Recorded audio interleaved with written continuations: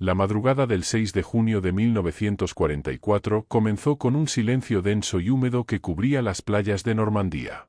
En los búnkeres alemanes, el aire olía a aceite de armas, a sudor y a nervios. Heinrich, un joven soldado de Hamburgo de apenas 22 años, apoyaba la cabeza contra la pared de concreto frío y escuchaba el murmullo del mar al otro lado de la playa. Había pasado noches enteras imaginando ese sonido mezclado con el rugido de motores enemigos, pero ahora, mientras el cielo apenas se aclaraba, sentía que cada latido en su pecho era más fuerte que cualquier bombardeo. Nadie hablaba. Todos sabían que algo enorme se acercaba. A las 3 de la mañana, el teléfono de campaña sonó con una vibración metálica que rompió el silencio. El suboficial lo levantó con voz tensa. Se oyó un intercambio breve de palabras en alemán, luego un grito: «¡Están desembarcando!». Heinrich miró a sus camaradas, los ojos anchos, la respiración agitada. Fuera, el horizonte parpadeaba con luces lejanas, como una tormenta eléctrica en el mar. No era un trueno. Eran los cañones de la flota aliada abriendo fuego. El suelo tembló. Las paredes de cemento vibraron como si estuvieran vivas. Polvo cayó del techo. Un rugido ensordecedor llenó el aire. Nadie podía oír sus propios pensamientos. Las olas golpeaban la costa, arrastrando los cuerpos de los primeros hombres que intentaban avanzar bajo el fuego. Desde la tronera, Heinrich vio sombras moviéndose entre la niebla, figuras pequeñas que corrían, caían, se levantaban, volvían a caer. Eran los soldados británicos y estadounidenses. Algunos gritaban en lenguas desconocidas, otros simplemente desaparecían bajo el estallido de un proyectil. El mundo entero parecía arder. El comandante gritó órdenes imposibles de cumplir: mantener la posición, no retroceder, resistir a toda costa. Las ametralladoras MG-42 comenzaron a rugir, lanzando fuego sobre la playa. El sonido era como una sierra cortando el aire. Heinrich apretó el gatillo y disparó sin pensar. No veía rostros, solo sombras que se acercaban. Cada vez que una figura caía, sentía una punzada de horror mezclada con alivio. Un segundo más de vida para él, un segundo más lejos del caos. El bombardeo no cesaba. Cada explosión hacía que el mundo se deshiciera por un instante. La arena se mezclaba con sangre, metal y trozos de uniforme. Los gritos llegaban desde todas partes, en alemán, inglés, francés. Era imposible distinguir enemigos de aliados. El cielo estaba cubierto por aviones que rugían como bestias. Heinrich miró hacia arriba y vio los cazabombarderos aliados descender en picada, soltando su carga sobre los búnkeres. La tierra tembló de nuevo, y un muro entero se derrumbó. El polvo cubrió su rostro. Tosió, sintiendo el sabor metálico del miedo. Cuando por fin el humo se disipó un poco, el mar había cambiado de color. Ya no era azul ni gris. Era rojo. Heinrich bajó el arma. Sus manos temblaban. Su amigo Karl, que estaba a su lado hacía apenas minutos, yacía inmóvil, con la mirada vacía hacia el cielo. No había tiempo para llorar. La siguiente ola de infantería aliada ya estaba en camino. Heinrich corrió hacia una trinchera cercana, esquivando trozos de hierro y cuerpos mutilados. Un oficial le gritó que defendiera el flanco derecho. Obedeció, aunque no entendía qué flanco quedaba todavía en pie. El día avanzaba lentamente, como si el sol se negara a moverse. Cada minuto parecía una eternidad. Las reservas alemanas no llegaban. El alto mando seguía convencido de que el ataque principal sería en Pas de Calais, no en Normandía. Los hombres en las playas eran, para el mando, un simple frente secundario. Pero para Heinrich, aquello era el infierno mismo. Los sonidos del combate eran un coro de locura, explosiones, órdenes gritadas, el zumbido de balas que pasaban tan cerca que cortaban el aire. La arena ardía bajo sus botas. Al caer la tarde, Heinrich se refugió detrás de una ametralladora destruida. Su uniforme estaba cubierto de polvo, sudor y sangre que no sabía si era suya. Miró hacia la playa. El enemigo había avanzado. Las banderas aliadas ondeaban entre los restos de los búnkeres. Los tanques comenzaban a moverse tierra adentro. Los pocos alemanes que quedaban vivos retrocedían lentamente, intentando reagruparse. Algunos levantaban las manos. Otros se arrastraban. El concepto de honor empezaba a desvanecerse frente al instinto de supervivencia. Heinrich pensó en su hogar, en su madre esperándolo con una carta que jamás recibiría. Pensó en su padre, veterano de la Gran Guerra, que siempre le hablaba del deber y la patria. En ese momento, esas palabras sonaban vacías. ¿Qué era la patria frente a ese mar de fuego? ¿Qué significaba el deber cuando cada amigo caía a su lado? Miró su fusil, cubierto de arena, y por primera vez deseó tirarlo lejos. Al caer la noche, el fuego se atenuó. Solo se oían gemidos y el crujir del metal al enfriarse. Heinrich se arrastró hasta un pequeño cráter de bomba y se dejó caer dentro. Su respiración era irregular. La oscuridad lo envolvió como un manto espeso. En el horizonte, las luces de los barcos aliados seguían brillando como un desfile de fantasmas. El cielo tenía un resplandor rojizo constante. Era el reflejo de pueblos ardiendo más allá de la costa. Alguien cayó junto a él. Era un soldado francés prisionero que los alemanes habían obligado a trabajar en las defensas. Estaba herido y murmuraba algo en su idioma. Heinrich no entendía las palabras, pero comprendió el tono: miedo, dolor, súplica. Le dio un sorbo de agua de su cantimplora y se quedó mirándolo hasta que dejó de moverse. En ese instante, Heinrich sintió que algo dentro de él se rompía. No era solo el cuerpo cansado ni el terror del combate, era la certeza de que ninguna victoria justificaría aquello. Durante las horas siguientes, permaneció despierto, con la espalda apoyada en la tierra húmeda. Escuchaba pasos a lo lejos, disparos aislados, órdenes en inglés. Los aliados patrullaban la playa, buscando sobrevivientes. Heinrich sabía que, si lo encontraban, probablemente lo matarían o lo harían prisionero. No tenía fuerzas para correr ni para resistir. Solo podía esperar. Cerró los ojos y pensó que tal vez el amanecer lo encontraría vivo, aunque ya no sabía si eso era un consuelo o una condena. En algún punto de la madrugada, la lluvia comenzó a caer. Pequeñas gotas que limpiaban la arena, la sangre y el humo. Heinrich sintió el agua fría en su rostro y dejó que el cansancio lo venciera. Mientras se dormía, pensó que, al menos por esa noche, el sonido de la lluvia reemplazaba el de los cañones. Era un silencio frágil, pero era paz. Aunque fuera solo por unas horas. El amanecer del 7 de junio llegó cubierto por una niebla espesa que se extendía como un velo sobre los campos normandos. Heinrich despertó sobresaltado, empapado y con el cuerpo entumecido. El ruido de la artillería seguía resonando a lo lejos, pero ya no era el rugido continuo del día anterior. Ahora eran estallidos intermitentes, señales de que los combates se habían desplazado tierra adentro. En torno a él, el paisaje era un mosaico de destrucción, búnkeres calcinados, restos de uniformes, cascos retorcidos, cuerpos hinchados por la humedad. La playa, que la noche anterior había sido un infierno vivo, amanecía convertida en un cementerio silencioso. Heinrich se incorporó lentamente. El fusil, cubierto de barro, apenas servía. Su casco tenía una abolladura profunda y el uniforme estaba rasgado en varias partes. Sentía hambre, sed y un dolor punzante en la pierna derecha. Sin embargo, lo que más lo pesaba era la soledad. Su unidad había desaparecido. No sabía si alguien más había sobrevivido. Caminó entre los restos del combate con paso inseguro, esquivando cuerpos y fragmentos de metal. El olor a pólvora y a muerte era tan denso que parecía tangible. A unos metros, encontró a un grupo de soldados alemanes que aún resistían, atrincherados detrás de una posición semidestruida. Al verlo acercarse, levantaron sus armas por reflejo, pero al reconocer el uniforme de la Wehrmacht, lo dejaron pasar. El sargento, un hombre mayor con bigote gris y ojos hundidos, lo miró en silencio antes de decirle con voz ronca: «No queda nada. El frente se ha roto. Los tanques aliados están avanzando por todas partes». Heinrich no respondió. Se limitó a sentarse junto a ellos y aceptar un pedazo de pan húmedo que le ofrecieron. Durante horas permanecieron allí, escuchando el retumbar de los cañones cada vez más cerca. Un mensajero llegó corriendo con un papel arrugado, orden de retirada hacia el interior, hacia Caen.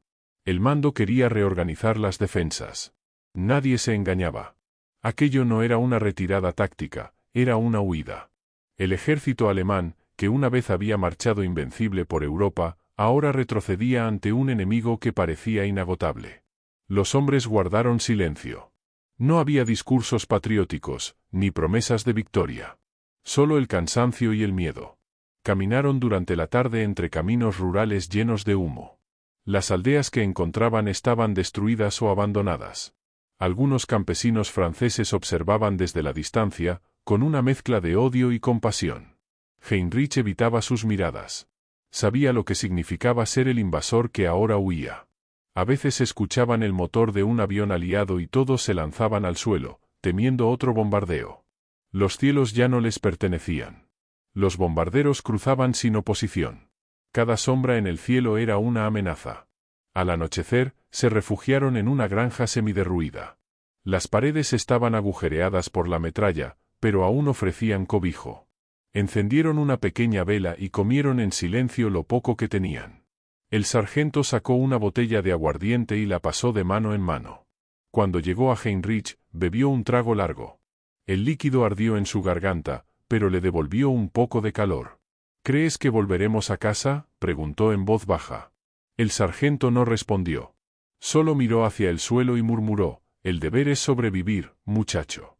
Esa noche, Heinrich no durmió. Escuchaba el viento colarse por las grietas y los pasos de las ratas entre los escombros.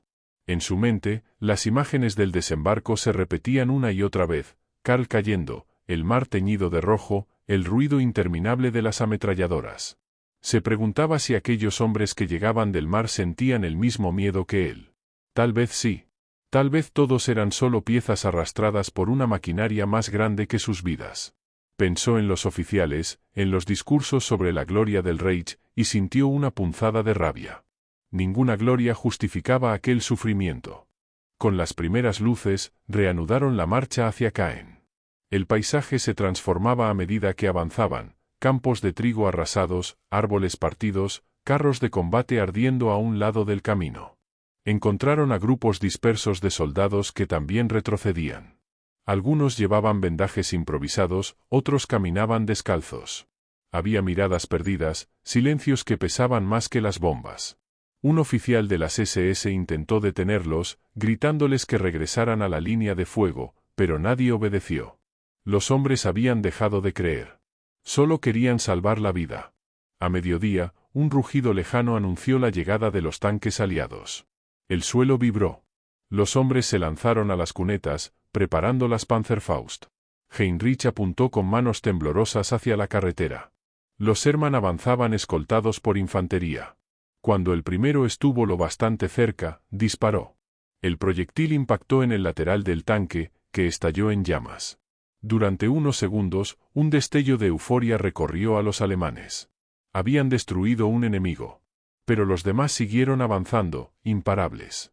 La respuesta fue inmediata: artillería, fuego de ametralladora, humo. Heinrich sintió una explosión cerca y fue lanzado al suelo.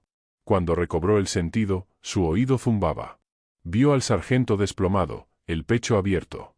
Gritó su nombre, pero ya no obtuvo respuesta. La tarde se convirtió en caos. Los supervivientes corrieron en todas direcciones. Heinrich se internó en un bosque, tropezando, jadeando, con la vista nublada. Se escondió entre los árboles mientras las explosiones retumbaban a lo lejos. El bosque olía a tierra mojada y a miedo. Permaneció allí hasta que la noche cayó de nuevo. No sabía dónde estaba ni cuánto tiempo había pasado. Solo sabía que la guerra, esa fuerza implacable que había arrasado media Europa, ahora lo había reducido a un hombre solo, sucio y asustado. Al amanecer del tercer día, escuchó voces en inglés. Soldados aliados patrullaban cerca. Heinrich contuvo la respiración, inmóvil entre las raíces de un árbol caído. Podía oírlos reír, hablar, arrastrar equipo. Cuando se alejaron, salió de su escondite y caminó sin rumbo. Llegó a un arroyo y se arrodilló para beber. El agua estaba helada, pero le devolvió un poco de vida. Miró su reflejo en el agua, un rostro demacrado, con los ojos hundidos y una barba irregular. Apenas se reconocía. El uniforme, antes símbolo del orgullo alemán, era ahora solo un trapo sucio. Durante los días siguientes, Heinrich vagó por el campo, evitando tanto a los aliados como a sus propios compatriotas. Había oído historias de soldados ejecutados por deserción. Sabía que, si lo encontraban lejos de su unidad, lo acusarían de cobarde. Pero ya no le importaba. Cada paso era un desafío a la muerte, y cada respiración una forma de resistencia. Encontró refugio en una iglesia semidestruida. Allí, entre imágenes rotas de santos y bancos quemados, se permitió llorar por primera vez. No por la derrota, sino por la pérdida de todo aquello que había creído eterno, el honor, la camaradería, la fe en un propósito. Una tarde, mientras descansaba, escuchó pasos en la nave. Se escondió detrás del altar. 2 soldados alemanes entraron. Parecían tan agotados como él. Uno de ellos tenía el brazo vendado y el otro cojeaba. Hablaron en voz baja sobre un contraataque planeado cerca de Caen. Heinrich salió de su escondite. Se miraron con recelo al principio, pero pronto comprendieron que ninguno era enemigo. Compartieron comida, tabaco y silencio. En la guerra, el silencio era una forma de confianza. Esa noche, los 3 decidieron intentar reunirse con las líneas alemanas. Sabían que los aliados dominaban el aire y las carreteras, pero quedarse escondidos significaba morir de hambre. Caminaron por senderos rurales, guiándose por el resplandor lejano de los incendios. Heinrich sentía que cada paso lo alejaba un poco más del hombre que había sido. Ya no marchaba por el Führer ni por la patria. Marchaba porque no quería desaparecer sin dejar rastro. A la madrugada, divisaron una columna de humo. Pensaron que era una posición alemana y se acercaron con cautela. Pero era una emboscada. Desde un campo cercano, una unidad británica abrió fuego. Las balas silbaron en el aire. Uno de los compañeros cayó al instante. El otro gritó y corrió hacia un granero. Heinrich lo siguió, disparando sin apuntar. Dentro del granero, el fuego se intensificó. Las balas perforaban las paredes de madera. El compañero, herido, se desplomó. Heinrich se quedó solo otra vez. En un acto desesperado, levantó un pañuelo blanco improvisado con una tira de su camisa. El fuego cesó lentamente. Voces en inglés lo llamaban desde fuera. Sabía lo que debía hacer. Soltó el fusil y levantó las manos.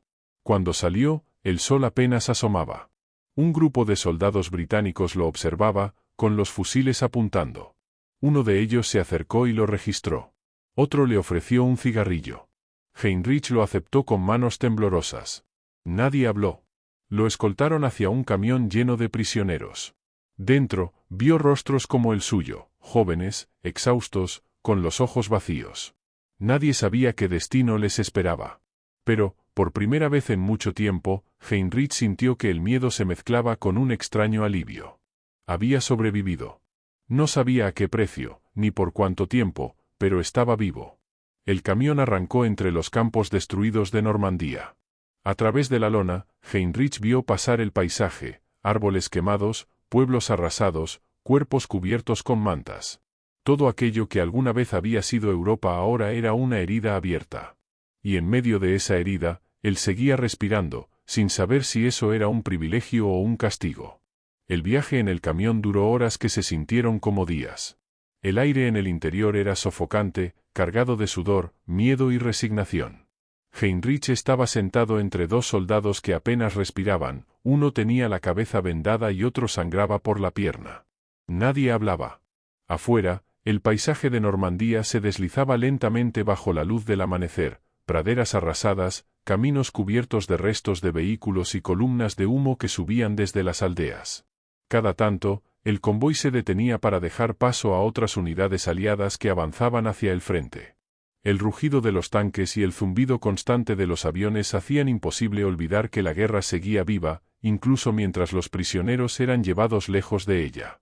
Cuando finalmente se detuvieron, los soldados aliados los obligaron a bajar. Estaban en un campo cercado por alambradas recién levantadas. Era un campamento improvisado para prisioneros de guerra. Heinrich miró a su alrededor, cientos de hombres en uniforme alemán, muchos sin casco, algunos sin botas, todos con la misma expresión vacía. Se les ordenó formar filas y entregar cualquier arma, cuchillo o documento. Después, los separaron por rangos. Heinrich, como simple soldado, fue llevado a una zona abierta donde el suelo aún estaba húmedo por la lluvia.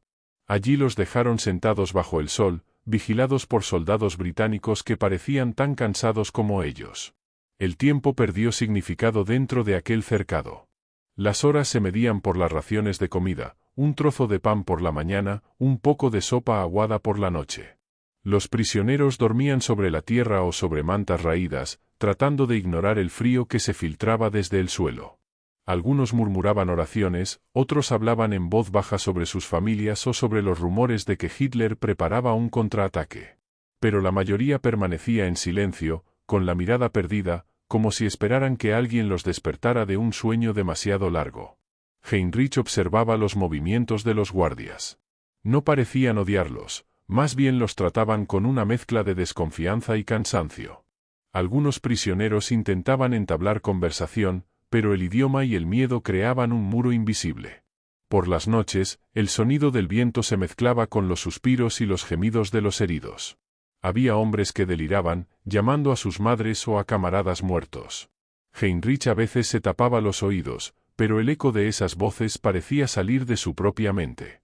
Al tercer día, un oficial británico recorrió el campamento, observando a los prisioneros. Cuando pasó junto a Heinrich, se detuvo un instante. Era joven, casi de su edad. Lo miró a los ojos, y en ese breve intercambio, Heinrich sintió algo que no esperaba: comprensión. Tal vez ambos sabían que habían estado del mismo lado del miedo, aunque en ejércitos distintos. El oficial no dijo nada, solo asintió y siguió caminando. Los días se volvieron iguales. Heinrich comenzó a escribir en pedazos de papel que encontraba en la basura. No tenía lápiz, así que usaba carbón o barro para marcar las letras. Escribía lo que recordaba: el desembarco, los gritos, la lluvia. No sabía si algún día esas palabras llegarían a alguien, pero necesitaba escribir para no olvidar quién era. Un compañero de Hamburgo, llamado Dieter, compartía con él un rincón del cercado. Era más viejo y hablaba con voz pausada. «La guerra no termina cuando dejas de pelear», le dijo una noche. «Termina cuando dejas de odiar». Heinrich no respondió, pero esas palabras se le quedaron grabadas. Una tarde, mientras esperaban comida, los prisioneros oyeron explosiones lejanas. Los guardias parecían inquietos. Corrían rumores de que los alemanes habían lanzado una contraofensiva cerca de Caen. Algunos prisioneros se aferraron a la esperanza de que serían liberados. Heinrich, en cambio, sintió miedo. Había visto demasiada muerte para creer en milagros. Si los alemanes volvían a tomar la zona, los aliados podrían decidir eliminar a los prisioneros antes de rendirse. En la guerra, el valor de una vida dependía del día y del bando. 2 días después, los rumores se desvanecieron. Las noticias que llegaban hablaban de un avance imparable aliado. Los prisioneros comprendieron que el Reich estaba perdiendo la guerra. Algunos lloraron en silencio, otros simplemente bajaron la cabeza. Heinrich no sintió nada. Solo una calma extraña, como si el destino ya hubiera sido decidido por todos ellos mucho antes de nacer. Una noche, un grupo de prisioneros planeó escapar.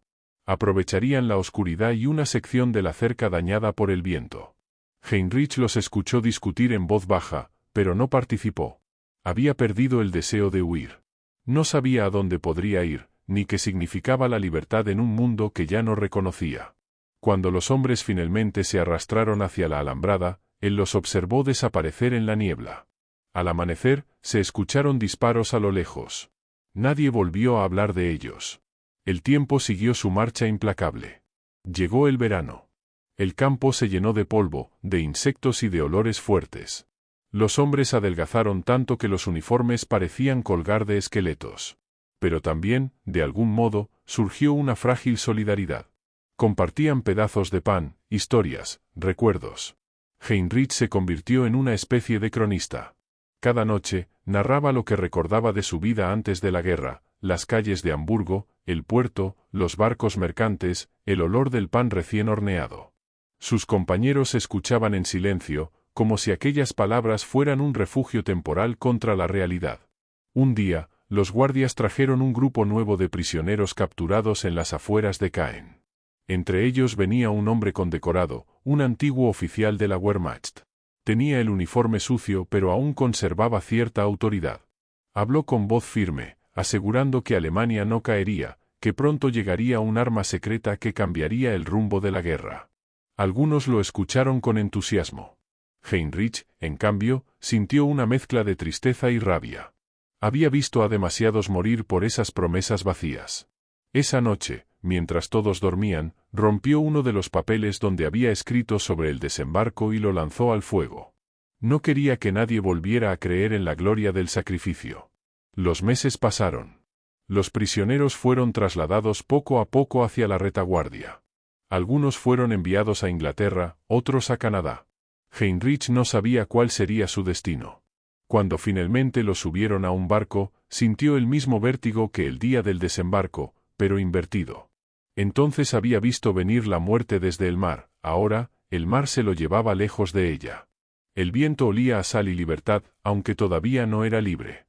Durante el viaje, pensó en su familia. No sabía si Hamburgo aún existía. Había oído que la ciudad había sido bombardeada hasta los cimientos. Imaginó las calles destruidas, los árboles convertidos en ceniza. Pensó en su madre, en su padre, en los vecinos que alguna vez lo saludaban al pasar. Tal vez todos habían desaparecido. En la cubierta del barco, mirando el horizonte, comprendió que incluso si volvía, ya no habría hogar al cual regresar. Cuando llegaron a Inglaterra, fueron trasladados a un campo más organizado. Las condiciones eran mejores, camas de madera, comida regular, un pequeño hospital. Algunos soldados incluso comenzaron a trabajar en tareas agrícolas. Heinrich aceptó sin protestar.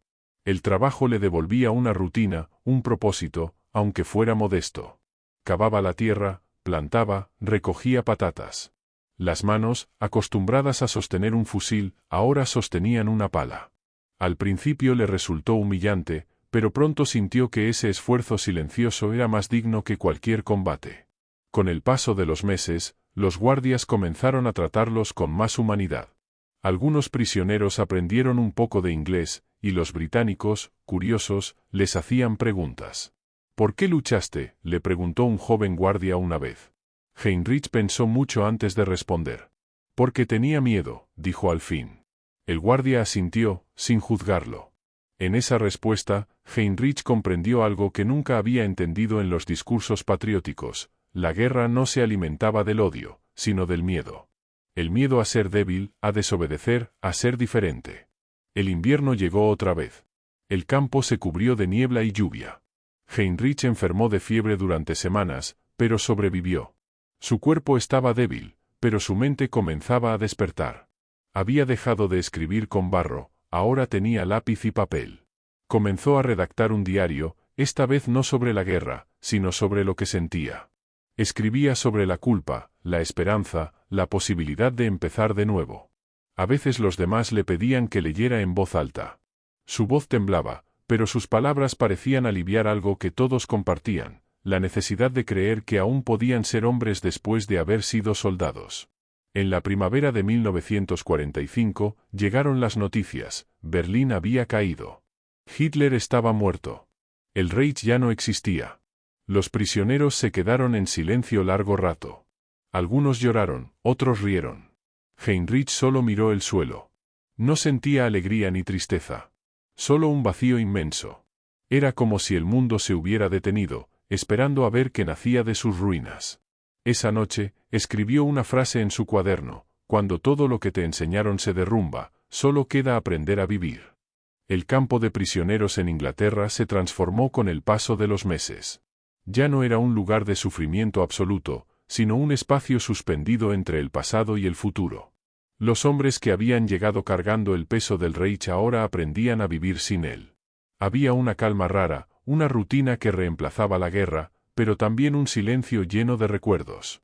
Cada prisionero tenía su propio modo de sobrevivir: algunos rezaban, otros trabajaban sin descanso, otros simplemente se sentaban a mirar el cielo, tratando de comprender cómo el mundo podía seguir girando después de tanto horror. Heinrich se había vuelto uno de los más tranquilos. Pasaba los días ayudando en el huerto del campo, cuidando las hortalizas como si fueran algo sagrado. La tierra húmeda, el olor de las plantas, el sonido de las herramientas al cavar, le devolvían la sensación de humanidad que la guerra le había robado. En cada semilla que brotaba veía un símbolo de algo más grande: la posibilidad de renacer. Los guardias británicos a veces lo observaban con curiosidad. Uno de ellos, llamado Thomas, le hablaba cada tarde mientras fumaba. No hablaban de la guerra. Hablaban del clima, de los árboles, de la familia. Era un diálogo entre dos hombres cansados que habían aprendido a callar donde antes gritaban. Una mañana, llegó un camión con periódicos y cartas. Los prisioneros se agolparon alrededor del guardia que repartía los sobres. Heinrich no recibió ninguno. Nadie sabía si su familia seguía viva. Hamburgo había sido reducida a cenizas en los bombardeos de 1943. Aún así, guardó silencio y esperó a que los demás leyeran. Algunos reían, otros lloraban, otros rompían las cartas antes de terminar. La esperanza era un filo que hería tanto como curaba. Los periódicos traían imágenes de Alemania en ruinas. Ciudades enteras destruidas, refugiados caminando por los caminos, niños sin hogar, soldados rendidos. Heinrich miraba las fotos y sentía que observaba otro planeta. La patria por la que había luchado ya no existía. Solo quedaban escombros y vergüenza. Esa noche, escribió en su cuaderno, nos enseñaron a matar por un ideal, pero nadie nos enseñó a vivir cuando el ideal muere. Con el tiempo, comenzaron a liberar a algunos prisioneros. Los más jóvenes, los campesinos, los que no tenían vínculos con las SS. Heinrich escuchaba los nombres en las listas cada semana, esperando o temiendo el suyo. Cuando finalmente lo llamaron, no supo si sentir alivio o miedo. Le entregaron una muda de ropa civil, un pasaporte provisional y un billete para regresar a Alemania. Antes de marcharse, Thomas le estrechó la mano. Suerte, Heinrich, le dijo en un alemán torpe. No vuelvas a pelear por nadie. Heinrich sonrió débilmente y respondió, no tengo intención de hacerlo. El viaje de regreso fue un descenso al pasado. Cruzaron el canal en un barco pequeño, entre la niebla. En la costa francesa, los trenes militares transportaban refugiados, huérfanos, mutilados. Heinrich viajó durante días, cambiando de vagón, durmiendo sobre madera, compartiendo pan con desconocidos. En cada estación, encontraba los mismos rostros, cansados, vacíos, pero aún respirando. Cuando finalmente llegó a Hamburgo, el tren se detuvo frente a un paisaje de ruinas interminables. El aire olía a humo viejo y metal oxidado. Caminó entre montones de ladrillos que alguna vez fueron casas. Reconoció la calle donde había crecido, pero solo quedaban fragmentos de paredes y una chimenea solitaria apuntando al cielo. Buscó su antiguo hogar. No encontró nada. En el lugar donde había estado la panadería de su madre, solo había un hueco cubierto de polvo. Se arrodilló y pasó la mano sobre la tierra, como si pudiera encontrar alguna señal, una carta, una foto. No había nada. Se sentó y miró alrededor. Algunas personas pasaban en silencio, con cubos o carretillas, recogiendo lo poco que quedaba. Nadie lo miraba. Nadie preguntaba quién era.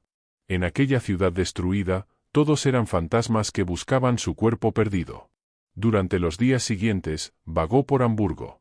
Encontró refugio en una iglesia sin techo. Ayudaba a los civiles a repartir agua y comida. Nadie preguntaba por el pasado de nadie. Había una regla no escrita: los que habían sobrevivido no debían hablar de la guerra. Solo reconstruir. Heinrich aceptó esa ley con gratitud.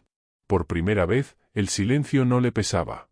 Conoció a una mujer llamada Clara, que trabajaba en la distribución de alimentos. Había perdido a su marido en Stalingrado y a su hijo en un bombardeo. Era fuerte, de mirada serena y manos curtidas. Heinrich comenzó a ayudarla cada día, reparando carretillas, cargando sacos, organizando colas. No hablaban mucho, pero su compañía era suficiente. En el caos de la posguerra, aprender a confiar en alguien era un acto de valentía. Una tarde, mientras reparaban una ventana rota en lo que quedaba del ayuntamiento, Clara le preguntó, ¿qué fuiste antes de todo esto? Heinrich dudó un momento antes de responder, un soldado. Ella lo miró en silencio. Luego dijo, entonces sabes cómo empezar de nuevo. Nosotros somos los que quedamos, Heinrich. No los héroes, no los culpables. Solo los que quedamos. Esa frase se le quedó grabada como una oración. Los meses se convirtieron en años.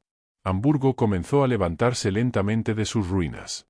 Los niños jugaban entre los escombros, las tiendas abrían de nuevo, los trenes volvían a circular. Pero dentro de Heinrich, el pasado seguía vivo. Cada vez que escuchaba un motor de avión, su cuerpo se tensaba.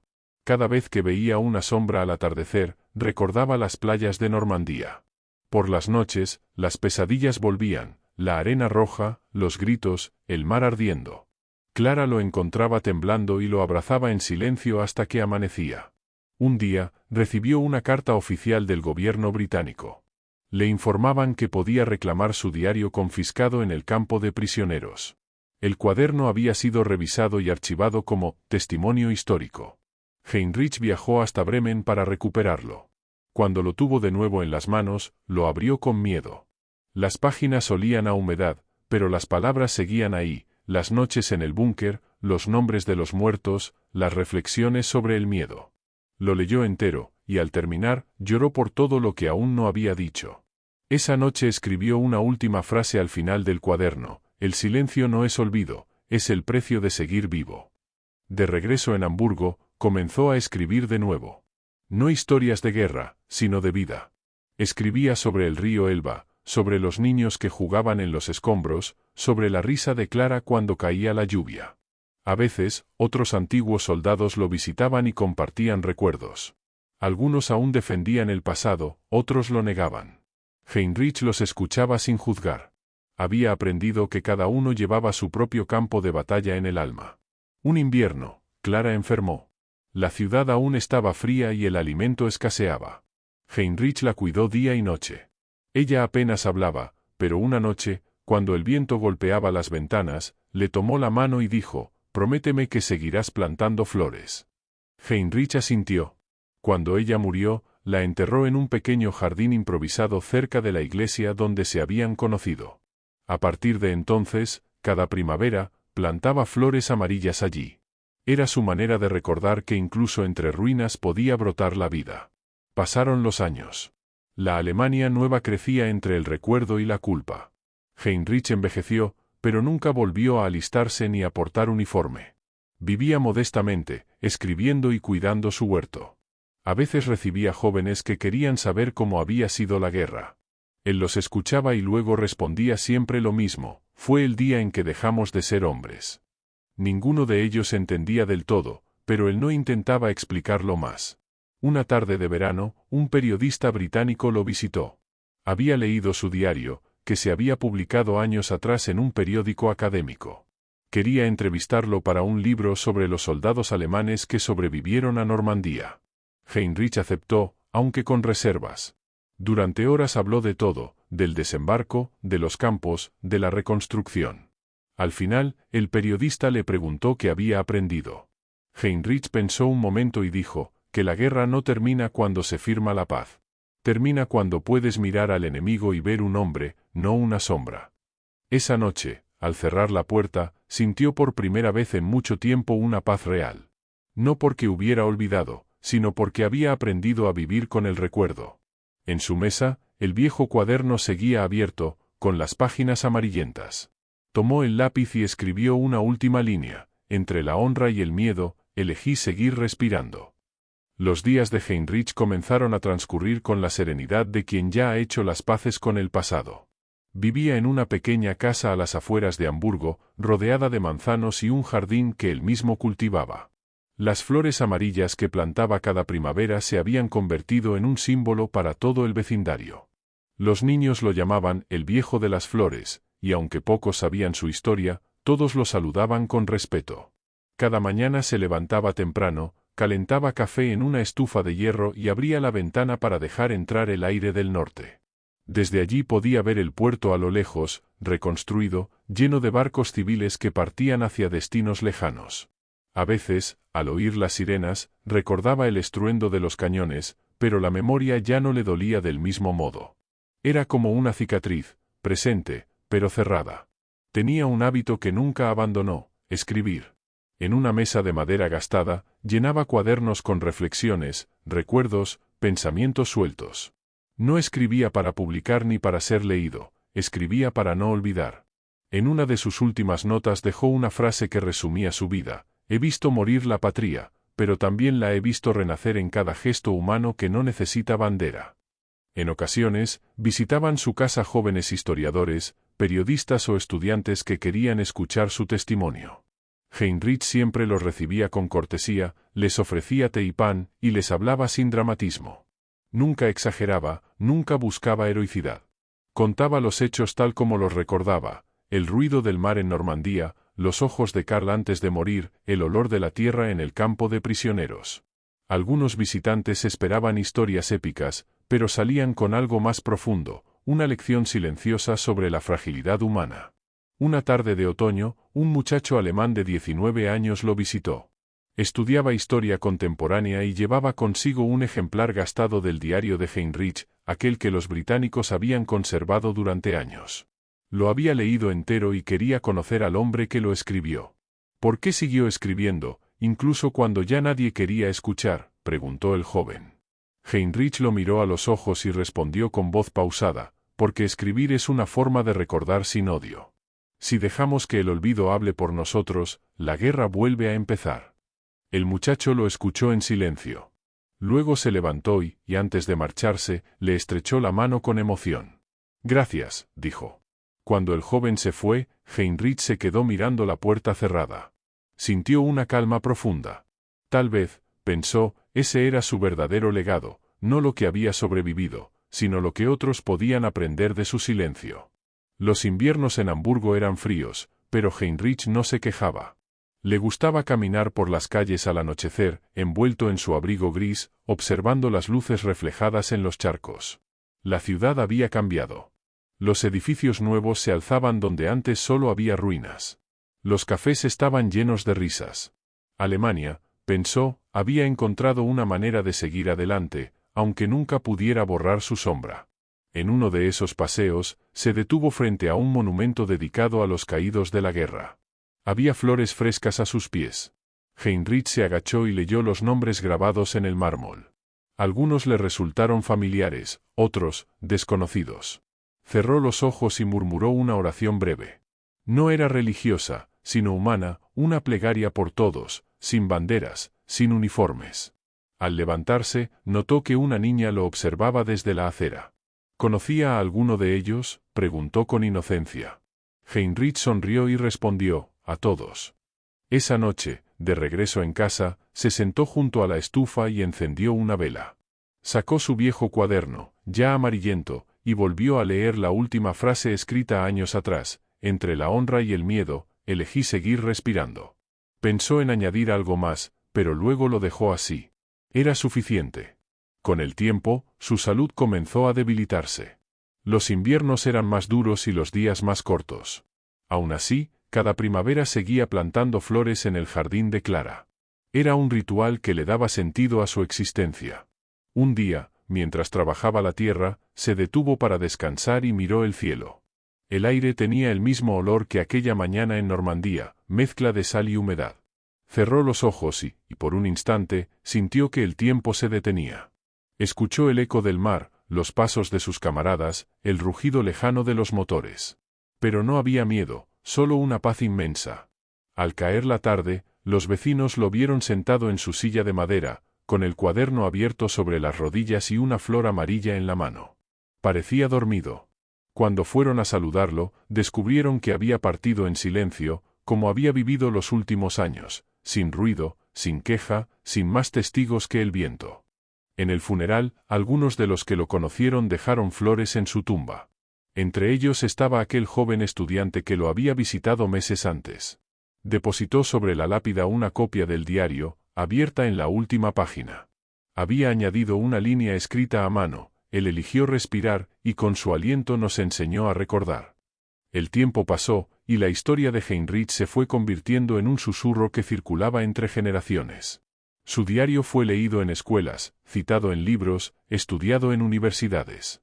No porque hablara de batallas o estrategias, sino porque mostraba el alma desnuda de quienes habían sido arrastrados por la guerra.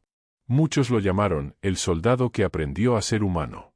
Años más tarde, en una ceremonia en Normandía, un grupo de veteranos aliados y alemanes se reunió para conmemorar el aniversario del desembarco. Entre los asistentes, un hombre de cabello blanco leyó en voz alta fragmentos del diario de Heinrich. Cuando terminó, hubo un silencio prolongado. Uno de los veteranos británicos dijo: no peleamos contra hombres como él. Peleamos contra el miedo. Nadie aplaudió. Solo el sonido del mar rompía el silencio, el mismo mar que había sido escenario de tanto dolor. Las olas golpeaban suavemente la arena, y el viento arrastraba el aroma del salitre sobre las cruces blancas del cementerio. Algunas gaviotas volaban en círculos, ajenas al peso de la memoria. En ese lugar, donde una vez se enfrentaron ejércitos, ahora solo quedaba el eco de los nombres perdidos. El hombre cerró el cuaderno y lo depositó en una pequeña caja de madera junto a una flor amarilla. Nadie supo quién la había colocado allí cada año desde hacía décadas. Algunos decían que era tradición, otros que alguien cumplía una promesa. Pero quienes conocían la historia sabían la verdad, era el recuerdo de un soldado que había elegido la vida por encima del odio. En una de las páginas del diario, entre líneas temblorosas, había una frase escrita al final, probablemente poco antes de su muerte: he vivido entre la culpa y el perdón, pero descubrí que ambos se disuelven cuando uno aprende a mirar al otro sin miedo. Los presentes guardaron silencio. El sol comenzaba a ponerse sobre el canal, tiñendo de rojo las aguas. El color del amanecer de la guerra se convertía ahora en el atardecer de la paz. En Hamburgo, las flores del jardín de Heinrich seguían brotando cada primavera. Nadie sabía exactamente quién las cuidaba. Tal vez un vecino, tal vez el viento que arrastraba las semillas. Pero siempre florecían, incluso en los años más fríos, como si recordaran la promesa hecha bajo el cielo gris de un país que había aprendido a renacer. Las generaciones nuevas crecieron sin conocer el estruendo de los cañones, pero algunas noches, cuando el viento soplaba desde el oeste, los más viejos decían que podían oír, en la distancia, el murmullo del mar de Normandía. No como un grito de guerra, sino como una voz que repetía, una y otra vez, el mensaje de Heinrich, que entre la honra y el miedo, la verdadera victoria es aprender a seguir respirando.